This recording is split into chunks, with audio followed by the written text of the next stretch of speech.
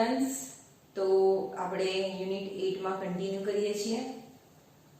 સ્વાધ્યાયનો દાખલો નંબર 8.3 એની સાથે બરાબર. તો એમાં જે ઇક્વેશન યુઝ થાય છે એની થિયરી વિશે આપણે જોઈ ગયા છે. તો એટલે આપણા માટે ઇક્વેશન પ્રમાણે દાખલા જોતા જઈએ છીએ બરાબર. તો એ દાખલો જુઓ. ધારો કે કોઈ ગ્રહ સૂર્યની આસપાસ પૃથ્વીની ઝડપ કરતા બમણી ઝડપે પરિભ્રમણ કરે છે. તમને દાખલામાં કોઈ વેલ્યુ જેવી વસ્તુ આપેલી નથી, શબ્દો આપેલા છે બરાબર. કે કોઈ ગ્રહ સૂર્યની આસપાસ પૃથ્વીની ઝડપ કરતા બમણી ઝડપે પરિભ્રમણ કરે છે, તો તેની કક્ષાનું પરિમાણ પૃથ્વીની કક્ષાના પરિમાણની સરખામણીએ કેટલું હશે? તો તેની કક્ષાનું પરિમાણ, તેની કક્ષાની જે સાઈઝ અથવા તો તેની વેલ્યુ જે છે પરિમાણ, એ પૃથ્વીની કક્ષાની પરિમાણની સરખામણીએ કેટલું હશે તે આપણે શોધવાનું છે. અને આપણે આકૃતિ બનાવીએ તો ઈઝીલી બની શકે. કેવી રીતે? તો જુઓ, આ સૂર્ય છે બરાબર. આ જે છે એ સૂર્ય છે બરાબર. હવે એની ફરતે કોણ ફરે? તો પૃથ્વી અને બીજા બધા ગ્રહો ફરે. માની લો પૃથ્વી અહીંયા છે બરાબર, આ અર્થ બરાબર, આ પૃથ્વી અહીંયા છે, આ સૂર્ય છે બરાબર. હવે એની સરખામણી માની લો ગ્રહ અહીંયા છે. હવે તે જ કક્ષામાં હોય એવું કઈ બી જરૂર, તે જ કક્ષામાં તો હોય નહીં, પોસિબલ નહીં. ફક્ત આપણે જાણવા માટે આ ડ્રો કરતા છે બરાબર. આ કોઈ ગ્રહ છે, આ કોઈ ગ્રહ છે. હવે આ જે પૃથ્વી છે, ચલો બીજી જ કક્ષા લઈ લઈએ તો આપણને આઈડિયા વધારે આવશે. હવે આ ગ્રહ છે, આ ગ્રહ છે અને આ પૃથ્વી છે. હવે અહીંયા એવું કીધું છે કે આસપાસ પૃથ્વીની ઝડપ કરતા બમણી ઝડપે ગ્રહની જે ઝડપ છે એ શું આવશે સિમ્બોલમાં બરાબર, ને પૃથ્વીની ઝડપ જે છે એ, તો પૃથ્વી કરતા ગ્રહની ઝડપ બમણી આપેલી છે તમને બરાબર. તો તેની કક્ષાનું પરિમાણ પૃથ્વીની કક્ષાના પરિમાણની સરખામણીમાં કેટલું હશે? પરિમાણ એટલે કે આ જે કક્ષાનું પરિમાણ છે એ આ કક્ષાના પરિમાણ કરતા કેવું હશે બરાબર. પરિમાણ એટલે સાઈઝ, કેવું છે. એટલે આ જે કક્ષા મોટી છે, આ નાની છે, તો બેમાંથી કઈ મોટી હશે? પૃથ્વી કરતા કેટલી મોટી હશે તે આપણે શોધવાનું છે બરાબર. તો કેવી રીતે દાખલો ગણીએ એનું સોલ્યુશન આપણે જોઈએ છે. તો ધારો કે સૂર્યની આસપાસ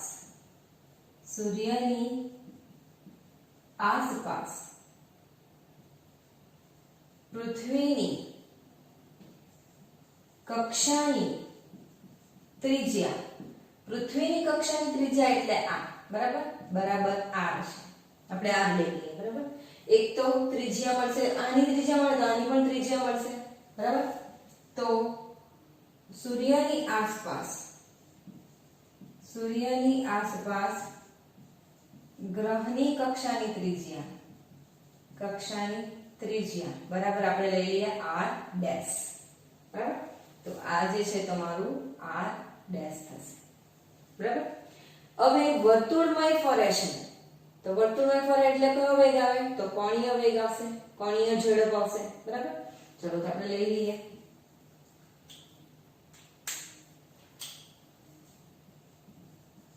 સૂર્યની આસપાસ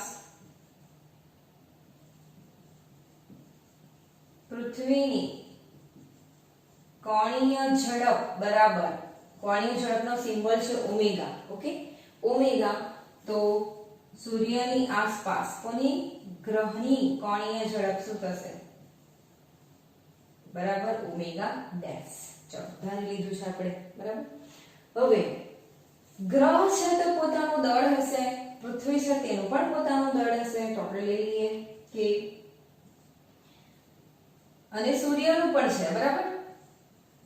સૂર્યનું દળ બરાબર ms અને પૃથ્વીનું દળ, ગ્રહના વિશે આપણે શોધવાનું છે બરાબર, me બરાબર. પૃથ્વીનું દળ જે છે તે આપણે me લઈ લીધું છે બરાબર. હવે તમે વિચારો કે પૃથ્વી છે, બીજા બધા ગ્રહ છે એ બધા સૂર્યની ફરતે ફરે છે, તો ફરવા એ લોકો ઈઝીલી પોતાની કક્ષામાં ફરી શકે તેના માટેનું રીઝન શું? તો આપણે યુનિટ 5 માં જોઈ ગયા છે. એક તો સૂર્ય દ્વારા એના પર લાગતું ગુરુત્વાકર્ષણ બળ, અને એ ગુરુત્વાકર્ષણ બળ કોણ પૂરું પાડતું હશે? તો કેન્દ્રગામી બળ. કોઈ પણ વર્તુળની ગતિ માટે જે કોઈ પણ બળ પૂરું પાડે છે તો છે તો કેન્દ્રગામી બળ છે. આપણે યુનિટ 5 માં જોઈ ગયા છીએ, બરાબર. તો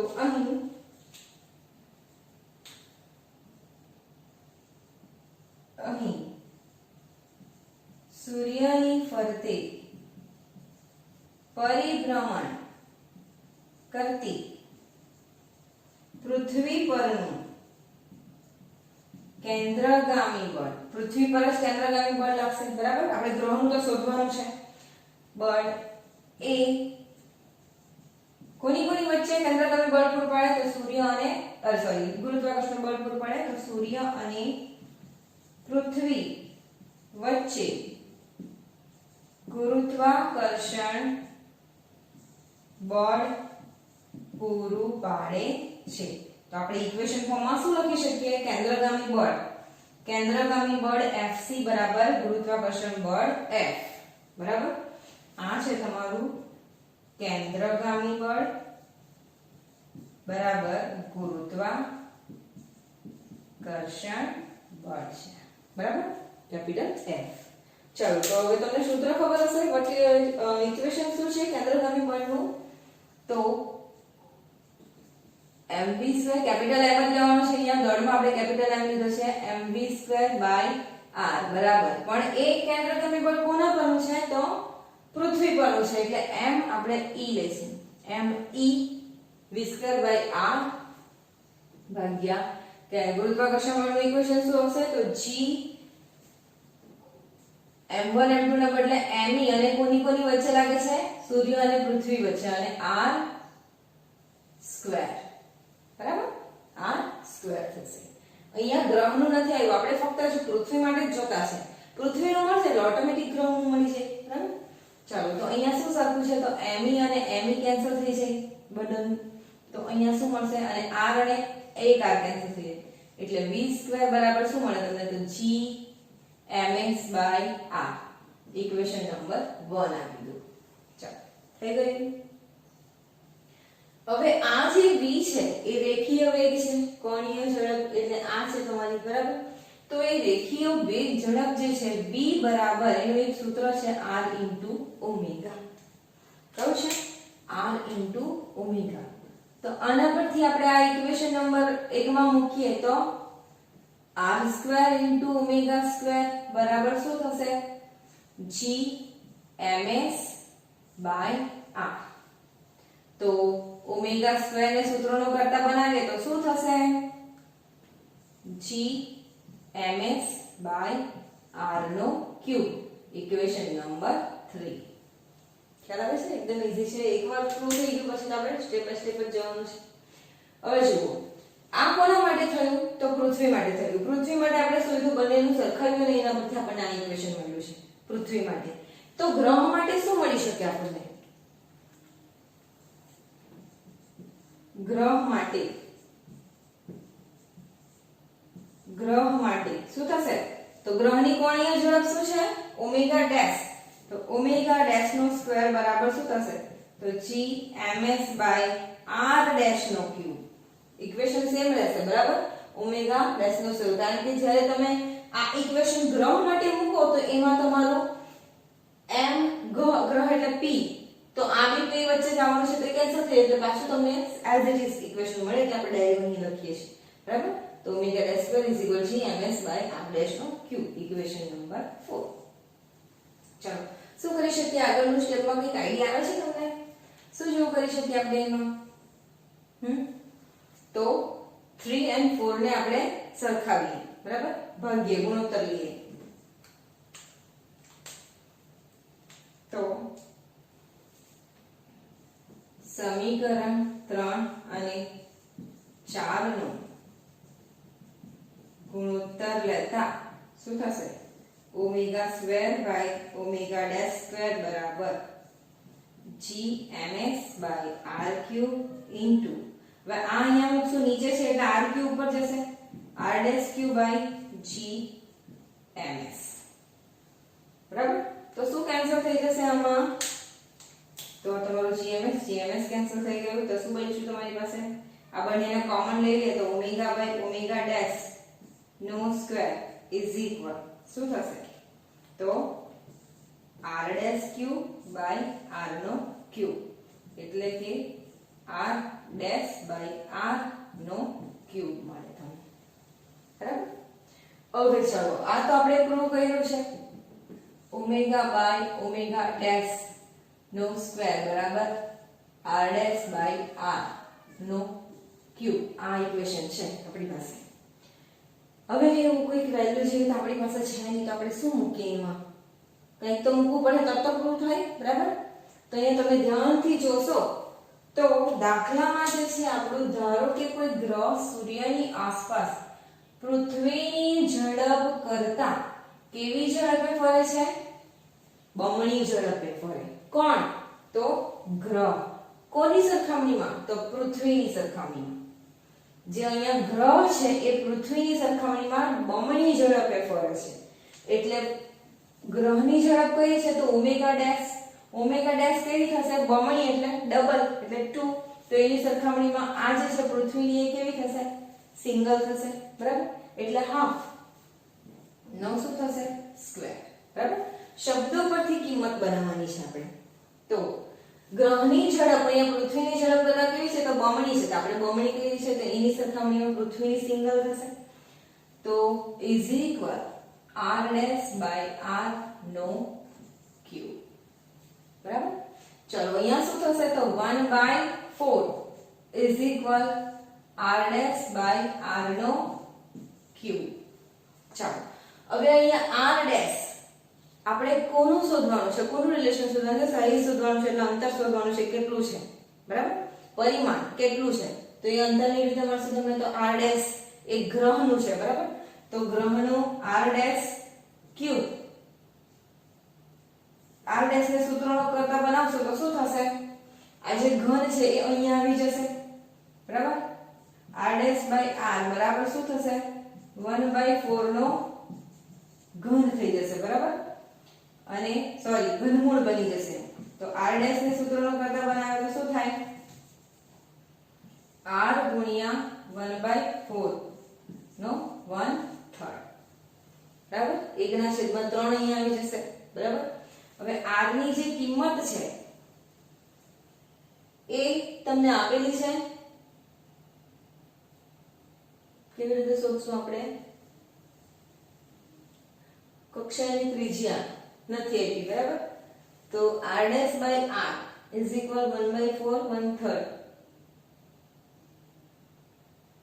સોરી આપણે આનું આખું જ શોધવાનું છે બરાબર એની સરખામણીમાં ગુણોત્તર શોધવાનું છે બરાબર વ્યાખ્યા પ્રમાણે કે કક્ષાનું પરિણામ પૃથ્વીની કક્ષાની સરખામણીમાં કેટલું થશે તો આ જ આપણે શોધવાનું છે બરાબર આ છે તો r ડેશ બાય r બરાબર 1/4 એક મિનિટ આપણે ક્વેશ્ચન આપણે ચેક કરી લઈએ એકવાર કારણ કે r ની વેલ્યુ હોવું જોઈએ તો આપણને r ડેશ મળશે બરાબર કોણીય ઝડપ અને કક્ષાની ત્રિજ્યા r ડેશ છે તો એની ત્રિજ્યા આપેલી હોવી જોઈએ આપણે ચેક કરી લઈએ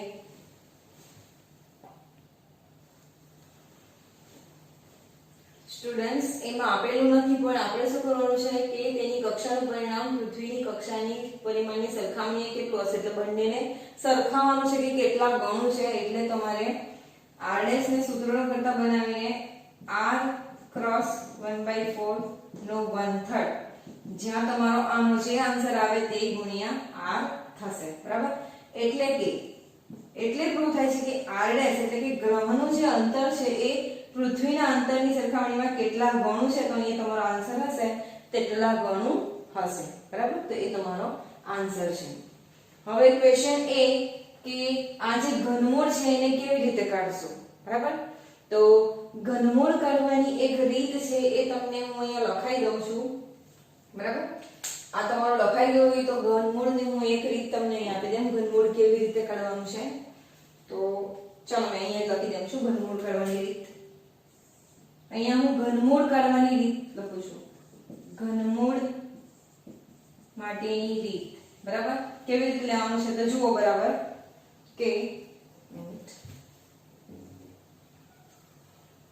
જે પણ તમારો આનો જે 1/4 નો જે આન્સર હશે એ આન્સર ને 2 વાર વર્ગમૂળ કરવાના. કેટલી વાર? 2 વાર વર્ગમૂળ, પછી 1 વાર ગુણાકાર, પછી 4 વાર વર્ગમૂળ, પછી પાછું 1 વાર ગુણાકાર, પછી 8 વાર વર્ગમૂળ, પછી પાછું 1 વાર ગુણાકાર, પછી 2 વાર પાછું વર્ગમૂળ અને છેલ્લે 1 વાર. અહીંયા જે આન્સર આવે તેને ઇઝીવલ કરી દેવાના એટલે તમારો આ ઘનમૂળનો આન્સર આવી જશે. બરાબર? ઓકે, તો આ એની રીત છે, તમારે આ રીત યાદ રાખવી પડશે. એટલે જ્યારે પણ દાખલામાં ઘનમૂળ યુઝ થાય ત્યારે આ રીત તમારે શોધવાનું. અને અહીંયા જે છે એ r ની એઝ ઇટ ઇઝ રહેશે, એ કેટલા ગણા છે એ આપણને બતાવશે. બરાબર? દાખલામાં તો એ જે દાખલો છે એ 3 માર્ક્સમાં આવેલી છે. બરાબર? તો સારી રીતે ગણવું, સમજવું. ક્લિયર? હવે એના પછીનો જે દાખલો છે એ આપણે કન્ટિન્યુ કરીશું 8.4.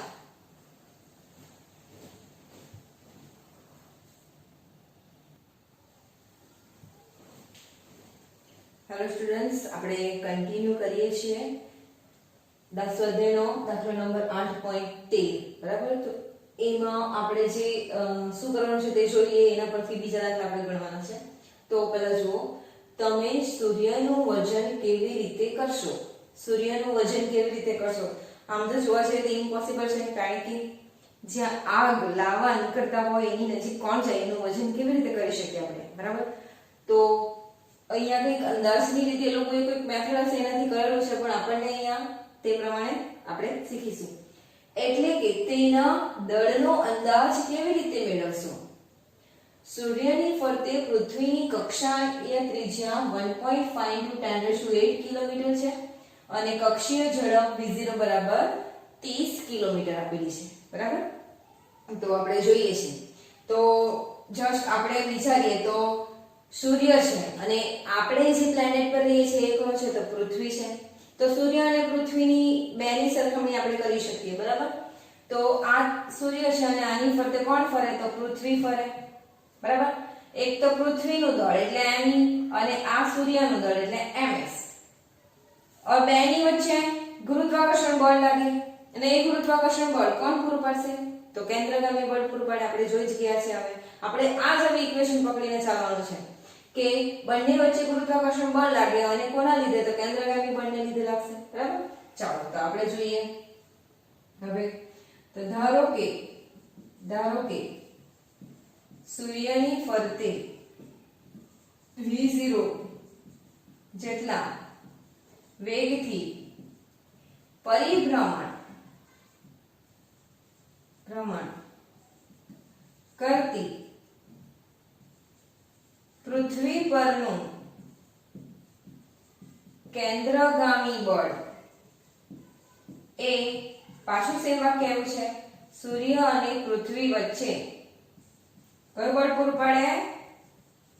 ગુરુત્વાકર્ષણ બળ પૂરું પાડે છે. માટે તો આપણે ઇક્વેશન કયું યુઝ કરી શકીએ છીએ? આગળ યુઝ કર્યું છે તો કેન્દ્રગામી બળ એટલે Fc F ને આપણે સૂત્રની કરતાની રીતે લખીએ તો શું થાય?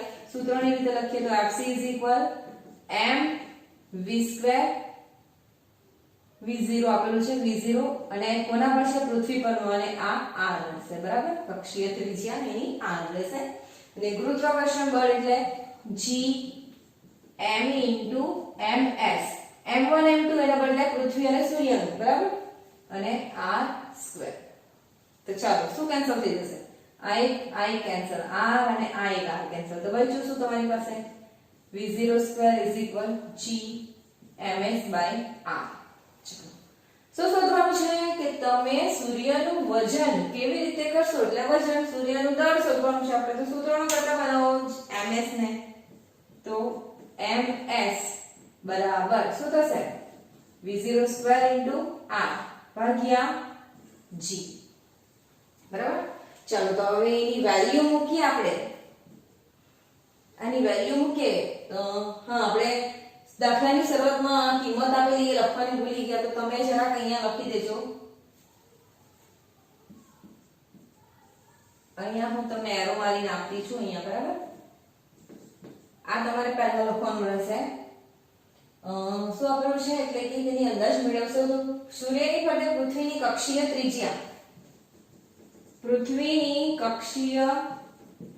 ત્રિજ્યા r બરાબર શું આપેલું છે કેટલી છે 1.5 into 10⁸ કિલોમીટર. ચાલો કિલોમીટર ને મીટરમાં કન્વર્ટ કરો તો કેટલા થશે 8 ને બીજા 3 9 10 11 બરાબર 1.5 into 10⁻11 મીટર.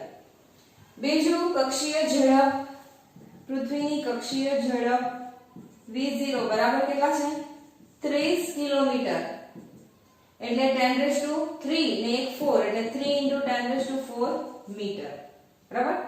ચાલો મૂકો અહીંયા તો 3 into 10⁻4 નો સ્ક્વેર ગુણ્યા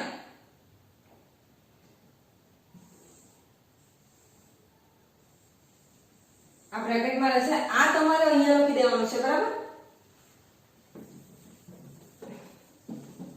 તો આપણે અહીંયા લખીએ 3 into 10⁻4 નો સ્ક્વેર ગુણ્યા r કેટલા છે તો 1.5 into 10⁻11 ભાગ્યા 6.67 into 10⁻11 અને g તમારે લેવાનું છે કારણ કે અહીંયા યુઝ થયો ગુરુત્વાકર્ષી અચળાંક g બરાબર એની વેલ્યુ શું છે આપણે આગળ જોઈ ગયા છે બરાબર. તો 6.67 into 10⁻11 newton into metre square ભાગ્યા kg નો સ્ક્વેર બરાબર. તો હવે જુઓ સૂર્યનું દળ કેટલું મળે પછી એ જ દળ આપણે બીજા દાખલામાં યુઝ કરીશું. તો અહીંયા તમારે આ આન્સર ફાઇન્ડ કરવાનો છે બરાબર.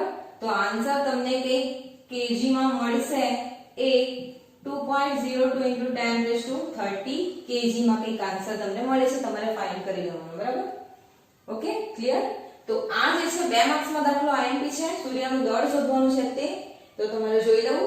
આ જે વેલ્યુ છે એ આમાં આપેલી છે તે છે એટલે સ્ટાર્ટિંગમાં અહીંયાથી તમારે શરૂઆત કરવાની પછી આ લખવાનું અને લાસ્ટમાં આ ડિરાઈવ કરવાનું. ઓકે એના પછી આપણે બે દાખલા જોવાના છે તે જોઈ લઈએ ફટાફટ. ઓકે આ એટલે લખી દેવું.